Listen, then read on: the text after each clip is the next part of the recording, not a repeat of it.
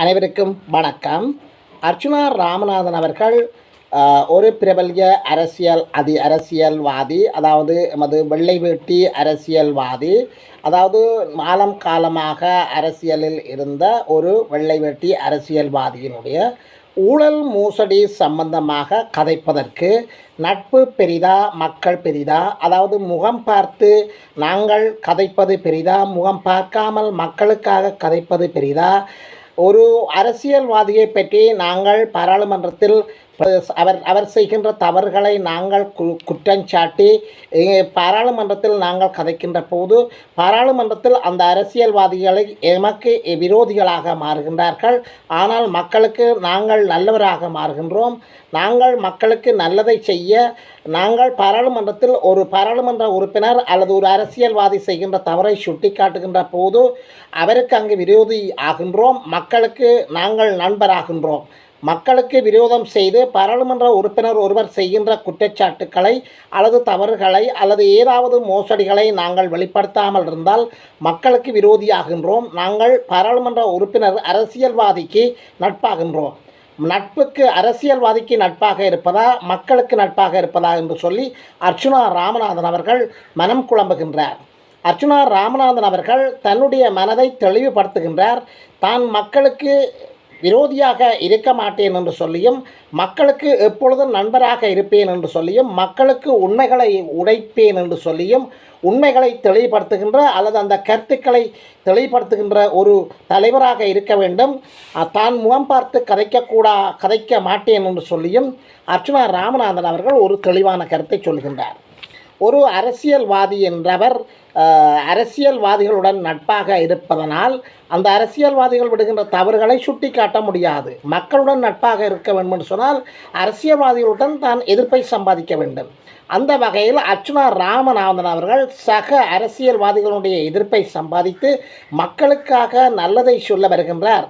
அந்த வகையில் யூடிவி என்கின்ற ஒரு கிழக்கு மாகாண ஊடகம், அந்த ஊடகத்தில் வெளிவந்த ஒரு தமிழ் அரசியல்வாதி, அதாவது தமிழ் பழம்பெரும் அரசியல்வாதி சிவஞானம் ஸ்ரீதரன் அவர்களுடைய வருமானத்துக்கு மிஞ்சிய சொத்து சேர்த்தல் சம்பந்தமாக அந்த யூடிவியால் வெளியிடப்பட்ட ஒரு சிங்கள அரசியல் கட்சியை சேர்ந்த சஞ்சீவ என்கின்ற அந்த அரசியல் கட்சியினுடைய தலைவரால் நிதி மோசடி, அதாவது நிதி மோசடி சொத்து நிதி குற்றப்புலனாய்வு திணைக்களத்தில் முறைப்பாடு ஒன்று அளித்திருக்கின்றார். அந்த அடிப்படையில் அது சம்பந்தமாக ஒரு மொழிபெயர்ப்பை செய்திருக்கின்றார். சரியோ பிள்ளையோ தான் மக்களுக்கு நல்ல கருத்துக்களை சொல்லுகின்ற ஒரு தொண்டனாக இருக்க வேண்டும். பிழை சரி மக்கள்தான் தீர்மானிக்க வேண்டும். பாராளுமன்ற உறுப்பினராக வந்து மக்கள் பிரச்சனையை வெளிப்படுத்துகின்ற உரிமை எமக்கு இருக்கின்றது.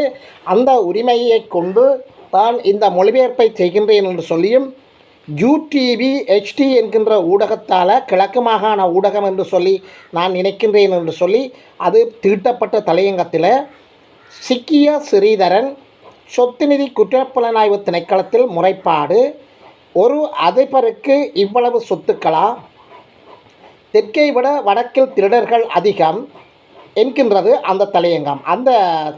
அந்த ஊடகத்தினுடைய வீடியோவை பார்த்த ஷேர் மட்டும் 201 வந்திருக்கின்றது. இவ்வாறு அர்ச்சுனா ராமநாதன் அவர்கள் அந்த விடயத்தை தெளிவுபடுத்துகின்றார். சஞ்சீவ என்று பெயர் கொன்ற அந்த சிங்கள அரசியல்வாதி தேச பாலகே என்கின்ற ஒரு அரசியல் கட்சியைச் சேர்ந்தவர். எனக்கு அவர் எந்த கட்சி என்று எனக்கு தெரியவில்லை. எனவே இவர்தான் இந்த பணி தொடர்பான குற்றச்சாட்டை பதிந்திருக்கின்றார். அதாவது இந்த நிதி, அதாவது வருமானத்துக்கு மிஞ்சிய சொத்து சேர்த்தல், அதாவது இவர் முன்னர் பல தடவை பல அரசியல்வாதிகளுக்கு எதிராக வருமானத்துக்கு மிஞ்சிய சொத்து சேர்த்தல் போன்ற குற்றங்களை சொத்து நிதி புலனாய்வு திணைக்களத்தில் முறைப்பாடு செய்து பல வெற்றிகளை சம்பாதித்தவர். எனவே அவர் இப்போது சிவஞானம் ஸ்ரீதரனுக்கு எதிராக இந்த குற்றச்சாட்டை முன்வைத்து வழக்கொன்றை பதிவு செய்திருக்கின்றார். அவர் சொல்கின்றார், சஞ்சீவ என்ற அந்த பெயரை கொன்ற இதுவரை காலமும் பெயரை கொண்டவர் என்ன சொல்கின்றார் என்று சொன்னால், இதுவரை காலமும் தெற்கில் இருக்கின்ற அரசியல்வாதிகளின் ஊழல்களைத்தான், மோசடிகளைத்தான், வருமானத்துக்கு மிஞ்சிய பணம் சேர்த்த, வருமானத்துக்கு மிஞ்சிய சொத்து சேர்த்ததைத்தான் தான் தேடி தேடி ஆய்வு செய்ததாகவும், இப்போது அப்படியே தேடுகின்ற போது தேடி தேடி எடுத்ததாகவும், அவ்வாறு தேடுகின்ற போது வடக்கில் சிவஞானம் ஸ்ரீதரன் அவர் சம்பந்தமான தகவல்கள், அதாவது இன்ஃபர்மேஷன் கிடைத்திருக்கிறது என்று சொல்லியும், இதுவரை காலமும் ஒரு அரசியல்வாதியாக இருந்த சிவஞானம் ஸ்ரீதரன் இதுவரை காலமும் உப அதிபராக வேலை செய்திருக்கின்றார். இந்த வேலையை வடக்கில் வைத்துக்கொண்டு இவ்வாறான சொத்துக்களை வைத்திருக்க அவரால் முடியாது. கோடிக்கணக்கான சொத்துக்களை வைத்திருக்கின்றார். அப்போ அந்த கோடிக்கணக்கான சொத்துக்களை அவர் வைத்திருக்கின்றார். அவர் எவ்வாறு இந்த கோடிக்கணக்கான சொத்துக்களை வைத்திருக்கின்றார் என்பது தொடர்பாக சொத்து நிதி குற்ற புலனாய்வு திணைக்களத்தில் முறைப்பாடு ஒன்றை பதிவு செய்திருக்கின்றேன். கிளிநொச்சியினுடைய வாழ்க்கை தரம், கிளிநொச்சியினுடைய மாவட்டத்தின் நிலை சம்பந்தமாக எனக்கு நன்றாக தெரியும். அங்கு குறைந்த வருமானம் பெறுகின்ற மக்கள் தான் வாழ்கின்றார்கள். அதாவது தலைக்குரிய வருமானம் மிகவும் குறைவு. மக்கள் மிகுந்த கஷ்டங்களை அனுபவிக்கின்றார்கள். மக்களுடைய வாழ்வாதாரமாக இருக்கட்டும், அவர்களுடைய வருமானமாக இருக்கட்டும், எல்லாம் மிகவும் குறைந்த மட்டத்தில் இருக்கின்றது. அங்கிருக்கின்ற அந்த மக்கள் ஒரு 3 நேரமும் சாப்பிடுவதற்கு வசதி இல்லை. இந்த நிலையில்தான் சீனி இல்லாமல் தேநீரை ஒரு நேரம் பருகித்தான் அவர்கள் வாழ்கின்றார்கள். தனக்கு அந்த வாழ்க்கை தரத்தையும் அங்குள்ள மக்களுடைய நிலையையும் நன்றாக தெரியும் என்று கூறுகின்ற சஞ்சீவ, அந்த அடிப்படையில் ஒரு அதிபராக இருக்கின்ற கிளிநொச்சியில் இருக்கின்ற ஸ்ரீதரன் சிவஞானம் இப்போது நேரடியாக ஒரு கோடி அதிபதியாக மாறியிருக்கின்றார் என்று சொன்னால் அது ஒரு நம்பக்கூடிய ஒரு விடயம் அல்ல. எனவே அது அரசியலால் தான் வந்தது என்று சொல்லியும் சஞ்சீவ சொல்கின்றார். எனவே அது சம்பந்தமான விசாரணைகளை சொத்து நிதி குற்றப்புலனாய்வு திணைக்களம் விசாரிக்க வேண்டும். எனவே அந்த விசாரணைக்கான ஒரு வழக்கைத்தான் நான் இப்பொழுது பதிவு செய்திருக்கின்றேன் என்று கூறி சஞ்சீவா முறைப்பாடை அளித்திருக்கின்றார். இவர் மேலும் கூறுகின்ற போது ஒரு அதிபராக வந்த ஒரு பாராளுமன்ற உறுப்பினராக இருந்து கொண்டு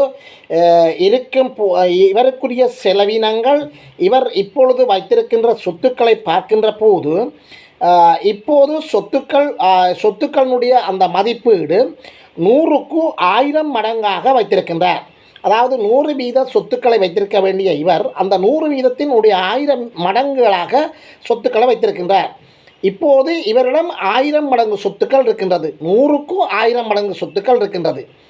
எனவே இந்த நாட்டிலே என்று கூறுகின்ற சஞ்சீவன் மொழிபெயர்ப்பை செய்கின்ற அர்ச்சுனா ராமநாதன் அவர்கள் இந்த மொழிபெயர்ப்பை செய்கின்ற போது இடையிலேயே இந்த நாட்டில் ஒரு சட்டம் இருக்கிறது என்று சொல்லி அந்த சட்டத்தை சொல்கின்றார். யாராவது சொத்து ஒன்றினை கருப்பு பணம் ஒன்றினை வெள்ளை பணமாக வைத்திருந்தால் அவர் மீது அரசாங்கத்தினுடைய கட்சியினுடைய உறுப்பினர்களோ அல்லது வேறு யாராவதோ வழக்கு தாக்கல் செய்து அந்த சொத்துக்களை அரசுடைமையாக்கலாம் என்று சொல்லியும் ஒரு சட்டம் ஒன்று கொண்டு வந்திருக்கின்றார்கள். இதை நீங்கள் காசு வச்சிருக்கிறவர்கள் ஞாபகம் வைத்திருங்க என்று சொல்லி அர்ச்சுனா ராமநாதன் அவர்கள் அந்த மொழிபெயர்ப்பில் இருந்து தன்னுடைய கருத்தை கூறுகின்றார். தொடர்ந்து மொழிபெயர்ப்பு செய்கின்ற அர்ச்சுனா ராமநாதன் அவர்கள் இவ்வாறு அவர் சஞ்சீவ சொல்கின்றார். இந்த அரசியல்வாதிகள் எங்கிருந்து இந்த சொத்துக்களை சேர்த்திருக்கின்றார்கள், எங்கிருந்து வந்தன என்பது தொடர்பான விசாரணைகளை செய்ய வேண்டும். சொத்து நிதி குற்ற புலனாய்வு திணைக்களத்தில் அந்த முறைப்பாட்டை நான் பதிவு செய்திருக்கின்றேன். அடுத்து இவர் தன்னுடைய மனைவியினுடைய பெயரிலும் பிள்ளைகளினுடைய பெயரிலும் தன்னுடைய சகோதரன் கனடாவில் இருக்கின்ற சகோதரன் பெயரிலும் பதிவுகள் செய்திருக்கின்றார். பல பதிவுகளை செய்து அதனூடாக அந்த சொத்து உரிமைகளை கொண்டு இருக்கின்றார். அடுத்து இவருடைய மனைவி தொடர்பானது ஞானம் ஐஸ்கிரீம் என்ற பெயரில் மனைவியினுடைய பெயரில் கிளிநொச்சியில் ஒன்று, மற்றது யாழ்ப்பாணத்தில் ஒன்று, 2 ஐஸ்கிரீம் கடைகளை வைத்திருக்கின்றாராம். ஒன்று கிளிநொச்சியிலேயாம், ஒன்று யாழ்ப்பாணத்திலேயாம். அப்போ 2 அந்த கடைகள் வைத்திருக்கின்றார். இது எல்லாம் அவருடைய வருமானத்துக்கு மிஞ்சிய சொத்து சேர்ப்பாக இருக்கிறது என்று சொல்லி சஞ்சீவ என்கின்ற அந்த கட்சியினுடைய அந்த அரசியல்வாதி குறிப்பிடுகின்றார். ஸ்ரீதரன் தன்னுடைய மனைவியினுடைய பெயரில் மட்டுமில்லாமல் தன்னுடைய மகள், அதாவது பவதாரணி, மகளினுடைய பெயர் பவதாரணி, ஆகவே அந்த தாரணி ஃபுட் சிட்டி என்ற 2 கடைகளையும் வச்சிருக்கின்றார். இது கிளிநொச்சியில் எங்கே இருக்குது என்று சொன்னால் உதயநகர் பாதையில் 12ஆம் இலக்க நம்பர் கட்டடத்தில் இருக்கின்றது. மற்றது தாரணி ஃபுட் சிட்டி என்று ஒன்று இருக்கின்றதாம். இது கேகேஎஸ் ரோட்டில், அதாவது யாழ்ப்பாணத்தில் கேகேஎஸ் ரோட்டில் தட்டாதிரு சந்தி என்று இணைக்கிறேன் என்று சொல்லி அர்ச்சுனா ராமநாதன் அவர்கள் தெரிவிக்கின்றார். தாரணி ஃபுட் சிட்டி என்கின்ற அந்த இடத்துல இவருடைய மகளின் பெயரில் ஒன்று இருக்கின்றது என்று சொல்லி சொல்கின்றார். இதைவிட சஞ்சீவ என்கின்றவர் மேலும் தொடர்கின்ற போது பர்ஷாந்தி தியேட்டர் லேண்ட் என்கின்ற ஒன்று எங்கே இருக்கின்றது என்று எனக்கு தெரியாது என்று சொல்லி அர்ச்சுனா ராமநாதன் சொல்கின்றார். சஞ்சீவ என்கின்றவர் அந்த சஞ்சீவ என்கின்றவருடைய அந்த மொழிபெயர்ப்பை செய்கின்ற போது அது ஒரு தியேட்டருக்குரிய நிலமாக இருக்க வேண்டும். சாந்த விகாரை மாவட்டத்தில் இன்னும் ஒரு காணி இருக்குது என்று சொல்லியும் சஞ்சீவ குறைப்படுகின்றார், முறைப்பாடு செய்திருக்கின்றார். அடுத்த பிரச்சனை பார் பிரச்சனை. அதாவது இதற்கு முன்னைய ஆட்சி காலத்தில், அதாவது தற்போதைய ஜனாதிபதி அனுரா குமார திசாநாயக்கா தற்போது ஆட்சி பீடத்தில் இருக்கின்றார். இதற்கு முன்னர் இருந்த ரணில் விக்ரமசிங்கவனுடைய ஆட்சியில் பார் பெர்மிஷன்களை பெற்றிருக்கின்றாராம். அந்த பார் பெர்மிஷனில் 2 பார் பெர்மிஷன்களை வைத்திருக்கின்றார் என்று கூறுகின்ற அர்ச்சுனா தன்னுடைய கருத்தை கூறுகின்றார். கேள்வி என்னென்றால், ஒரு சமூகத்தை மாற்ற வேண்டும் என்கின்ற சிந்தனையில் இருக்கின்ற நாங்கள் பார்கள் வைத்திருந்தால் இந்த கிளிநொச்சியில் உள்ள சனம் அல்லது கிளிநொச்சி மக்கள் எப்படி முன்னேறுவார்கள், எவ்வாறு டெவலப் பண்ண முடியும் அவர்களை என்று சொல்லுங்கள் பார்ப்போம் என்று குறைபடுகின்றார். எனவே சஞ்சீவனுடைய பார் சம்பந்தமான விளக்கத்தை தொடர்ந்து விளக்கம் கூறுகின்ற போது 2 பார் வைன் ஸ்டோர்களை வைன் ஸ்டோர் என்ற பெயரில் சஞ்சீவ சொல்கின்றார். சஞ்சீவ மேலும் குறிப்பிடுகையில் 1 பார் ஜீவா வைன் ஸ்டோர் என்ற பெயரில் வைத்திருக்கின்றது. இன்னொரு பார் ஸ்டோரினுடைய பெயரையும் சொல்கின்றார். இந்த 2 ஸ்டோர், அதாவது இந்த 2 வைன் ஸ்டோர்களும் இங்கே இவருடைய பெயரில் தான் இருக்கின்றதா. இவருடைய சொத்து தொடர்பு, அதாவது இவ்வாறு 2 பார் பெர்மிஷன்களை எடுத்து 2 பார்களையும் வேறு பெயர்களில் அதை நடத்துகின்றதாக தெரிவிக்கின்றார்.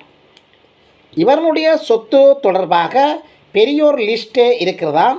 இந்த லிஸ்ட்டுகளை நாங்கள் பல வினாடிகள் செல்லுமாம் சொல்ல, இவர் இந்த சொத்துக்களை தன்னுடைய மனைவியினுடைய பெயரிலும் பிள்ளைகளினுடைய பெயரிலும் கனடாவில் இருக்கின்ற சகோதரன் ஒருவருடைய பெயரிலும் இவர் அந்த சொத்துக்களை எல்லாம் வைத்திருக்கிறார் என்று சொல்லி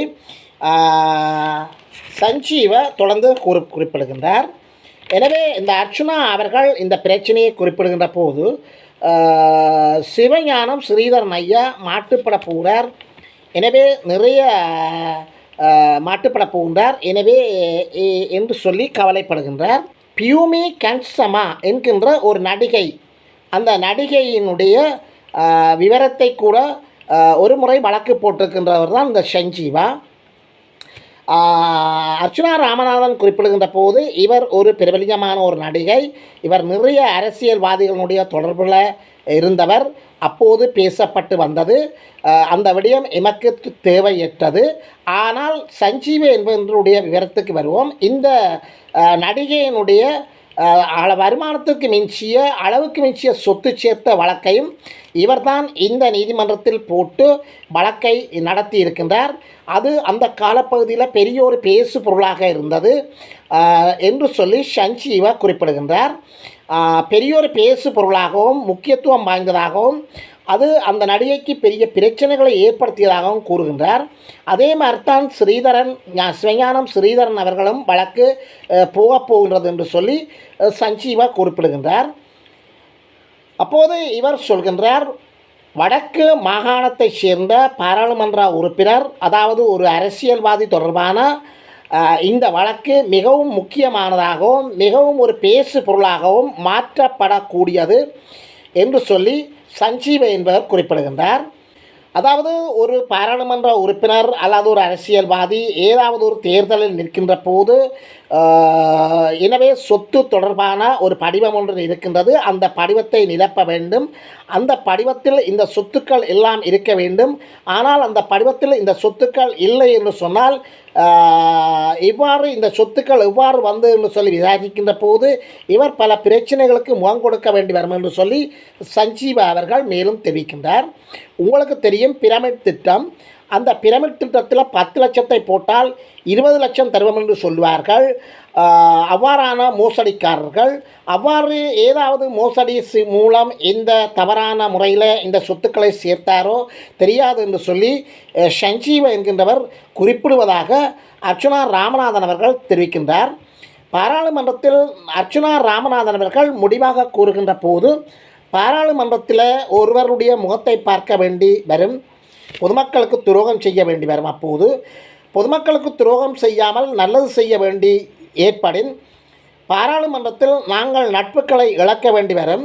எனவே பொதுமக்களுக்கு நல்லதை செய்ய வேண்டும். நல்லதையே செய்து நல்லொரு பாராளுமன்ற உறுப்பினராக நல்லொரு அரசியல்வாதியாக நான் பெற விரும்புகின்றேன் என்று சொல்லி குறிப்பிடுகின்ற அரசியல் குறிப்பிடுகின்ற அர்ச்சுனா ராமநாதன் அவர்கள்